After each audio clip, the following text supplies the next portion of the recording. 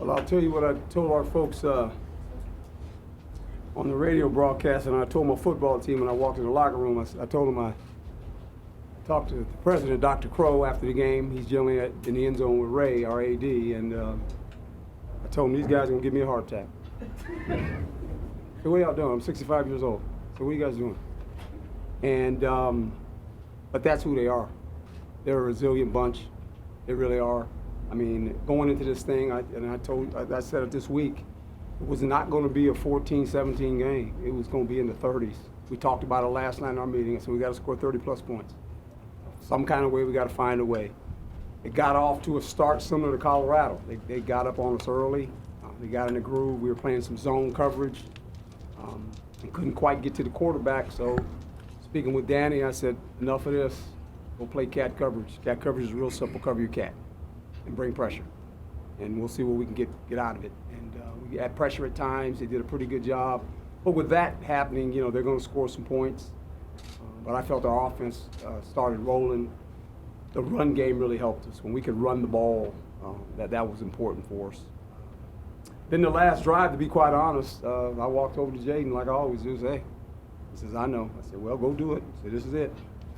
There's no more. We won't get the ball back. He says, Coach, I got you. Now, I didn't expect him to do a Superman leap and do all that. But it's just quite an effort from these guys. It really is. That's a good football team. I told Coach Leach that's one of the hardest offenses to try to stop. I said he's a mastermind. He is unbelievable. How they can just go with the ball like the way they do it. And I thought our team, when it needed to stop, the big stop was after the punt that was not very good. Punter punted all good the whole day, and all of a sudden he hit one off the side. They got field position, and holding to a field goal was the key to the game. Now, we had to score, but we needed to score a touchdown. I did not want to go overtime. That was not in my thinking at all. It was, let's score. We need to score and get this over with, and it worked out for us, and we're fortunate. Greg Moore, Arizona Republic. Congratulations, Coach. Any thought to winning one easy? Any thought to, No, we won't. They're trying to send me to the hospital. No, they won't do that for me. I've asked them numerous times, and they said, Coach, you like this? I said, I really don't. I really don't like this. But the person that's really going through it right now, I know, is my wife, because this reminds her of our days in Tampa.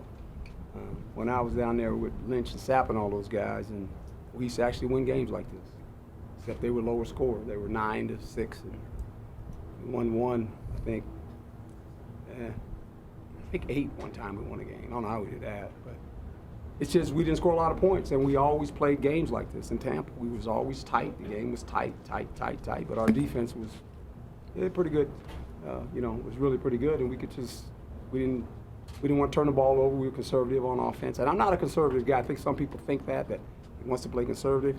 No, I want to win, and whatever we have to do to win, that's how we're going to play. And this was a game that we needed to score 30-plus points, period. And I told the team that earlier in the week. I said, guys, you got to score points. I don't know what to tell you, and we got to find a way to do it. And it's not just the offense, but it's everybody involved, whether the defense gets a turnover or creates a long field. All that stuff is involved in it. I just look for ways to win. And sometimes they're slow, methodical games. Sometimes they're not high scoring. This was in the 30s. We knew it was going to be in the 30s. I'm just glad it didn't get in the 50s. I don't want to see those kind of games. Those are hard to deal with. They really are. Herm, Kent Summers, Arizona Republic, you said from training camp through September you didn't need Jayden to be a hero, didn't need to be a Superman. Has that changed with what he's doing? No, I just need him to be Jayden. And I've always told players that. So you just be who you are. That's always going to be good enough. Don't let anybody back you in a corner and say you're like this guy, because you're not. You're Jayden Daniels. And you just be Jayden Daniels every Saturday, and that'll be fine. And I tell my players that every time they step on the field. You don't need to be anybody but who you are.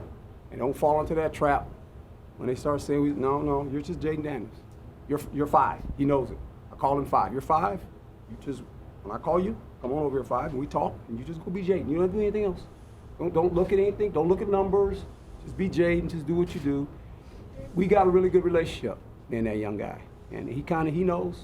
He knows. He always searches me out on the sideline and asks me, how am I doing? So you're doing great. Because he is. He's a freshman. Guy won 5 games. Guys went on the road and beat Michigan State and Cal. Two pretty good defense. That young kid. Just being Jayden Daniels, not anybody else. Just be Jayden Daniels, man. That'll be good enough.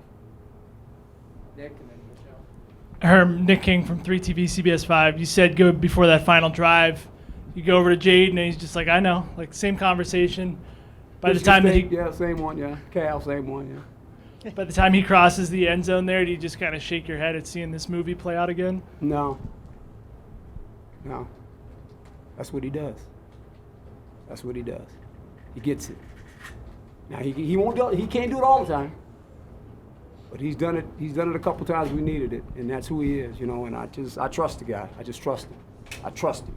Because I know he knows when the moment appears, it's never too big for him. You know, and that's what good players understand. They want the moment. And they don't always succeed, but they're not afraid of it. And I tell players that all the time. The moment will come in a football game where you got to go do something. You got to knock a ball away. You got to catch a ball. You got to make a first down. There's a lot of moments in that game that I always tell the players, that's why you play this game.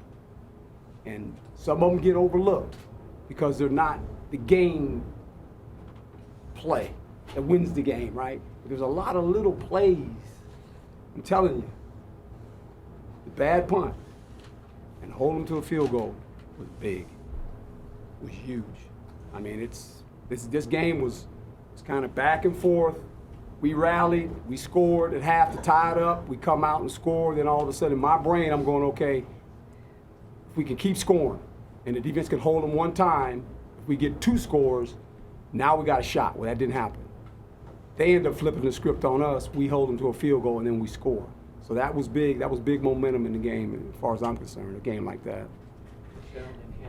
Michelle Gardner, Arizona Republic. Coach, what about the plays that Brandon Ayuk makes? It seems like they're energizer plays that really give your team a boost. Well, they do, and he is unique with the ball in his hand. He's a skillful runner. He is a very skillful runner, and he has speed. And, that's a slant. That's supposed to be a 10-yard play. He gets it, and he runs off with it. So when you get him one-on-one and he can hit a crease, he knows how to run with the football. He's a big-time player now. He's got some skills with the ball in his hand. And that's what we saw when we recruited him. He was a JC guy. He was a raw, talented guy. Last year, he kind of sat in the shadows. There was a guy that got drafted in the first round before him, a really good player. And I think he felt like this is, okay, I got